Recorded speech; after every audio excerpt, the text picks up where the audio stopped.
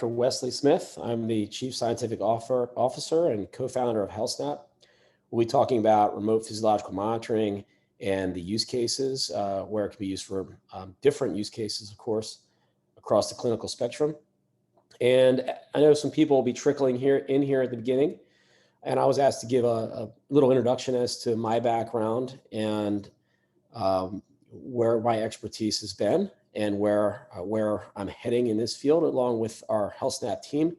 So I'll start with that because that's the least important part as people are trickling here in the beginning, and then we'll jump into the use cases. So I always like to begin with my 1990s mullet as a lifeguard up in Ocean City, Maryland, because it does tie into what we do at HealthSnap, believe it or not. As a lifeguard up in Maryland, I learned how to save lives, and it was very rewarding, obviously. This picture is a picture of rip currents. Those arrows are pointing to rip currents. And this was a day in 1995 where the lifeguard agency where I worked in Maryland had 976 rescues, which is a record for us. And we didn't want to have a day like that again because, of course, people's lives were at risk. And as someone early in my 20s, I just couldn't believe that people were so naive as to just walk right into these rip currents, not knowing what they are, and have to be rescued. And it taught us that the most effective way to lifeguard, to save lives, was to monitor swimmers and be proactive, react, get to them before they got to the hazardous areas, and especially educating them as to what they can do to be safe.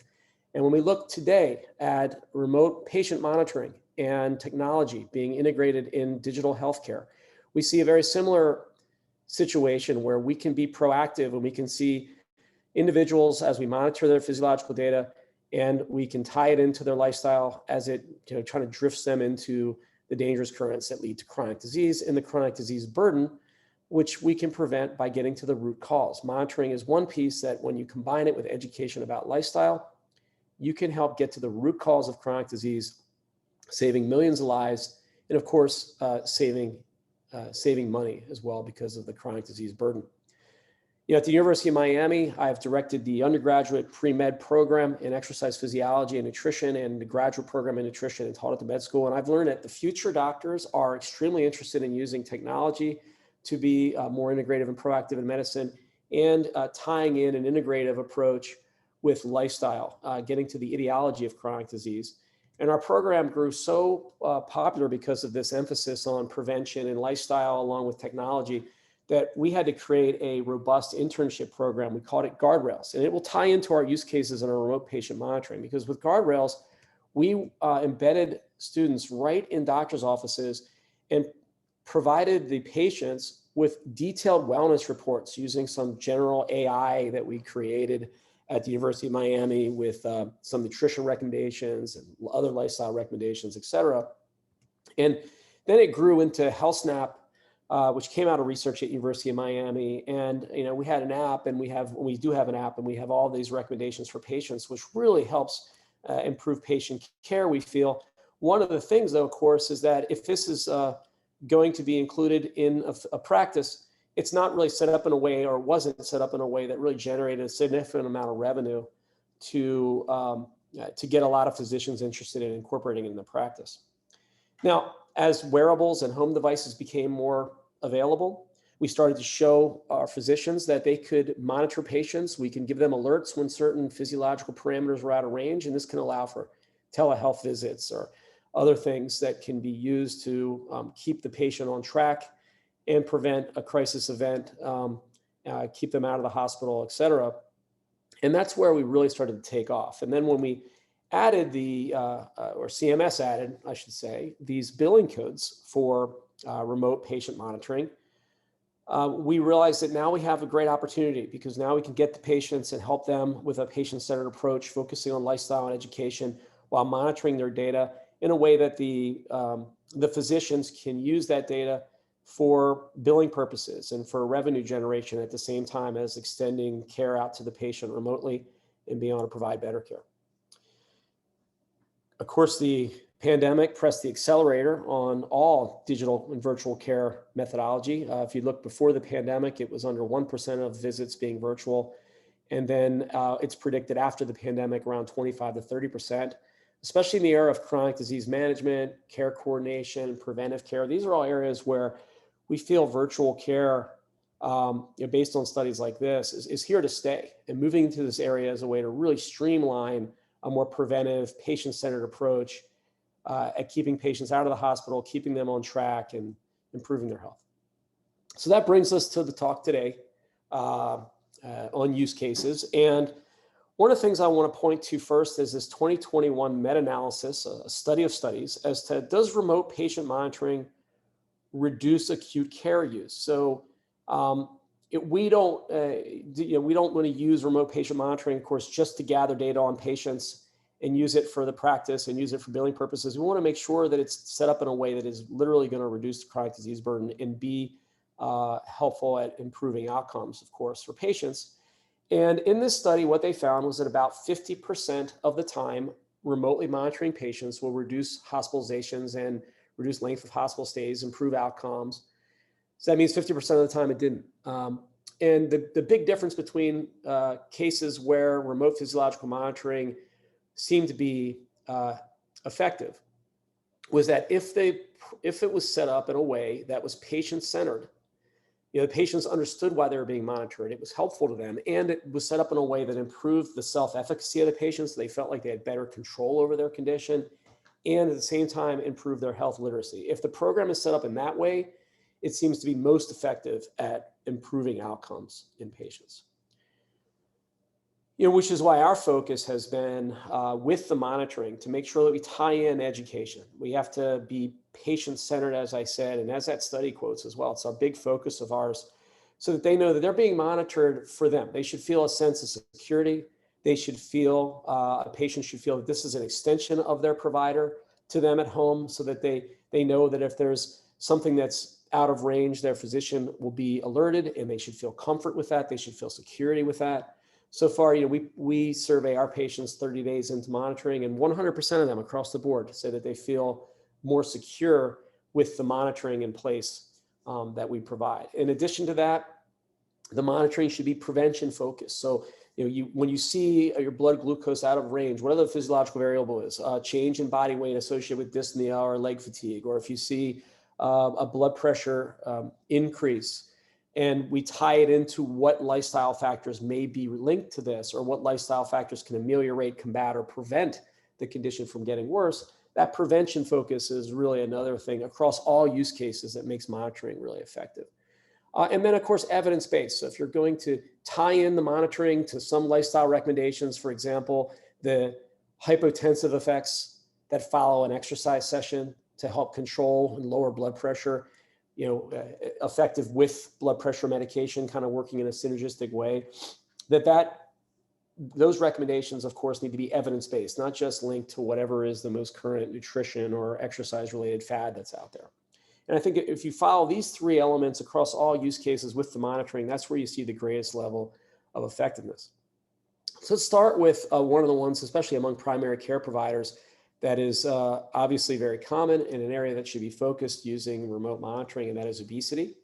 One of the things when I give talks at the med school and in graduate classes, et cetera, I think one of the things that people find most interesting is that BMI is a very useful tool, of course, for large segments of the population, but for an individual, BMI isn't as informative perhaps as we want it to be. So body weight using a scale would be the critical measurement that you'd want to take. But it's nice to get additional information on top of that, because subcutaneous fat that's just underneath the surface of the skin may be something that you don't want cosmetically. However, it doesn't tie in to disease risk, believe it or not. It's the ectopic fat. It's the fat that's visceral around our internal organs, that deep-seated fat that becomes highly inflamed, infiltrated with phagocytic immune cells and cytokines that then lead to systemic inflammation that make blood vessels stickier and make blood more likely to clot and increase the growth of cancer cells, et cetera. It's that visceral fat that is linked to chronic disease. So in addition to just getting body weight, things like fat patterning, especially waist circumference, really critical to understanding how the patient's health is improving, their physical activity level. For example, if a patient's body weight goes down and their BMI improves, but yet their physical activity level and their grip strength is going down as well, then despite an improving BMI, what we're probably looking at is a decrease in lean body mass, muscle and bone mass. And that may not be a good sign. So these additional variables really help. There's also instances, although some fairly rare, when we think of the dangerous fat, that metabolic fat that I mentioned, that visceral fat, it's been shown that in some cases, inflammation may promote lipolysis in subcutaneous fat stores, meaning that the subcutaneous fat might actually be reduced in some cases through in an inflamed state. And then lipoprotein lipase is increased in the visceral fat areas with inflammation. So fat can migrate from subcutaneous areas to visceral areas. The BMI may not change as a person's health is actually deteriorating. So getting more information like physical activity level, waist circumference, grip strength, along with body weight really makes monitoring for obesity more effective. And then tying in the ideal recommendations, shooting typically for around 1 pound per week of weight loss as a target as you track patients through monitoring. Now, morbidly obese patients will generally lose a lot more weight than that more rapidly. Part of that's due to the fact that there's a lot of extracellular fluid, a lot of edema with significant amounts of fat. So they lose a lot of water weight with fat mass as they're losing it over time. And an emphasis on neuroendocrine contributions to obesity is key.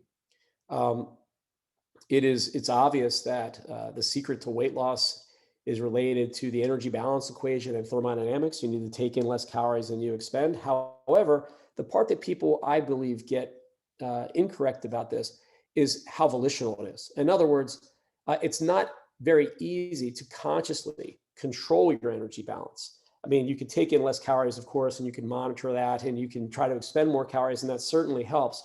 But a lot of what happens is going on behind the scenes. For example, if you're insulin resistant, and that insulin resistant and perhaps leptin resistance is increasing neuropeptide Y or other anabolic neuropeptides in the hypothalamus, and your metabolic rate, let's say your metabolic rate just goes down by literally 0.1 calories per minute, a tenth of a calorie per minute is your resting metabolic rate decreases slightly.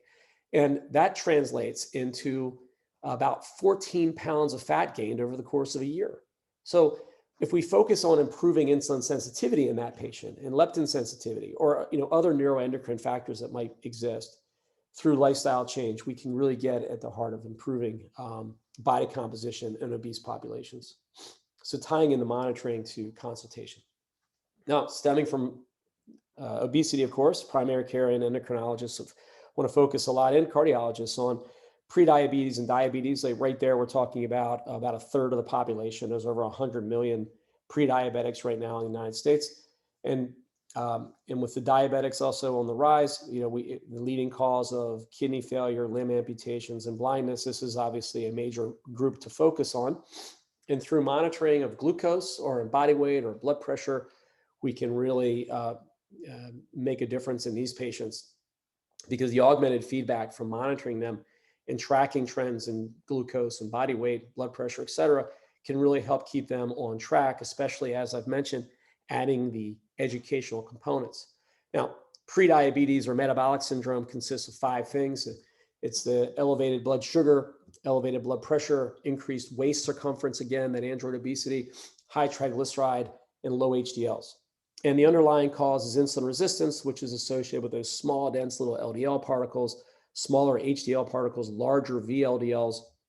And that insulin resistance is associated with a dramatic increase in risk of cardiovascular disease, obviously diabetes, et cetera. And one of the things that, one of the reasons why these things go hand in hand is that, insulin resistance, of course, leads to hyperinsulinemia and increased fatty acid synthesis and increased fat storage. But insulin's role, of course, is to dispose of glucose. So not just putting glucose away in muscle cells and in fat cells, but also boosting blood volume to dilute glucose down through increasing renal sodium reabsorption.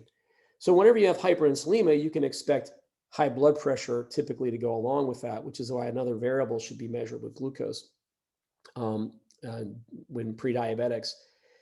We know that one of the greatest ways to help combat prediabetes and prevent diabetes is to increase physical activity in the patients. Because by increasing physical activity, we reduce the glycogen stores, we dramatically improve insulin sensitivity, and now we can dispose of glucose more effectively. So once again, an example where the combination of remote monitoring with patient education is critical to improving outcomes. I think an area where we can definitely use remote monitoring more is in cardiac rehabilitation. Is during cardiac rehabilitation and after, sort of a phase 3 cardiac rehab. And one of the reasons for this is because not only is cardiovascular disease the number one cause of mortality, people often forget it is the number one cause in the United States of disability. So if you can imagine how arduous it is for a cardiac rehab patient to just make it to their appointments, to get up and to get to their transportation and to get to the setting, the clinic where the rehabilitation is taking place, the more of that can be done at home, the higher level of engagement one can expect. Because now these patients, it's more convenient for them to participate in cardiac rehab, where heart rate can be remotely monitored, and even group walks, for example, can be put together in a way that patients can be monitored as walking in part of a group, and the heart rate can be tracked as well as symptoms, and blood pressure before and after, which, by the way, gives great augmented feedback, because when they see the post-exercise hypotensive effects, it's really a motivator for these patients. Secondary prevention with cardiovascular disease, monitoring and the addition of exercise and nutrition is so key, because they see, the patient does, immediate improvements in the way they feel, in their function, and their quality of life. So cardiac rehab is certainly an area where remote monitoring can be really effective at reducing readmissions and improving outcomes in patients. Another one that, in my opinion, is sort of flown under the radar, so to speak. We just had I have a 1-year-old, and he's about to be a big brother, about to have another baby. And my wife is 40 years old. So, when you think of high-risk pregnancies, you worry about preeclampsia, gestational diabetes, and a lot of the OB/GYN visits are for looking for preeclampsia and looking for gestational diabetes, appointments set up simply to measure body weight and blood pressure and blood sugar, often in some cases.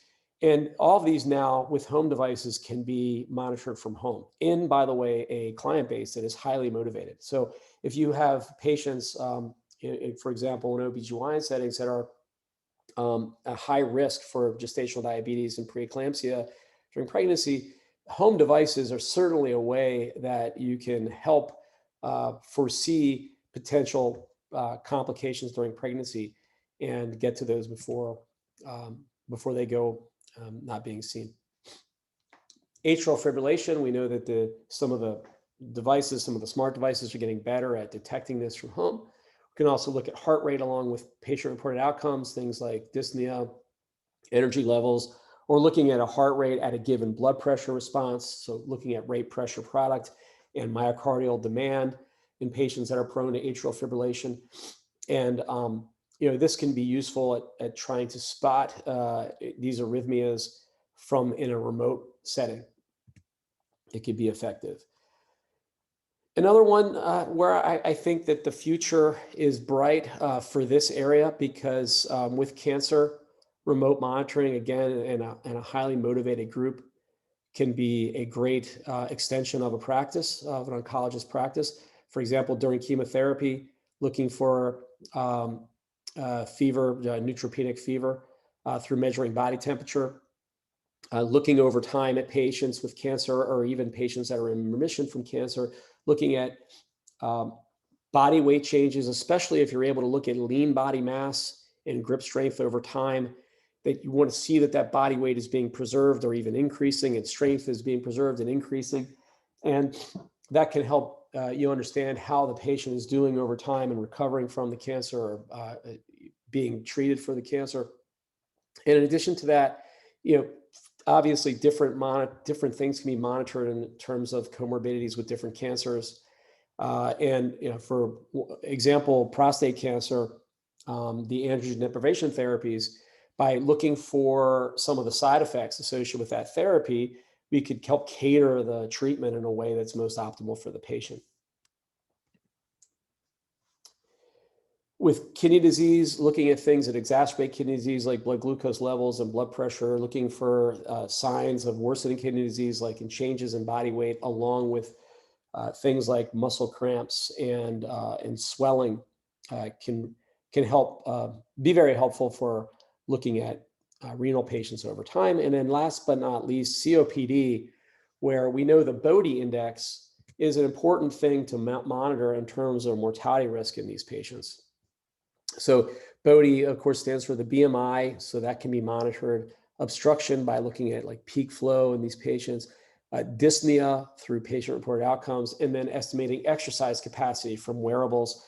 We can get a Bode score over time, and we know that the Bode index is an important correlate with mortality and how the patient is doing over time. So all these can really be a value add to how we are proactively getting to patients from their homes and able to tie in not just what we're measuring to changes in clinical care and changes in the way in which medications are prescribed. We're also keeping in touch with the patient and making sure that we are getting optimal medication compliance, but by adding in lifestyle and being more preventive with disease. So I'll finish this talk, and then perfect, because we have approximately 10 minutes for questions, and I'd love to have questions from you. But this quote from the famous oncologist, Dr. Dennis Burkitt, about prevention, and at the time, not believing there was enough prevention, he said that if people are constantly falling off a cliff, you could place ambulances under the cliff or build a fence on top of the cliff. We are placing all too many ambulances under the cliff, waiting too late, in other words. And again, proactive healthcare is the wave of the future.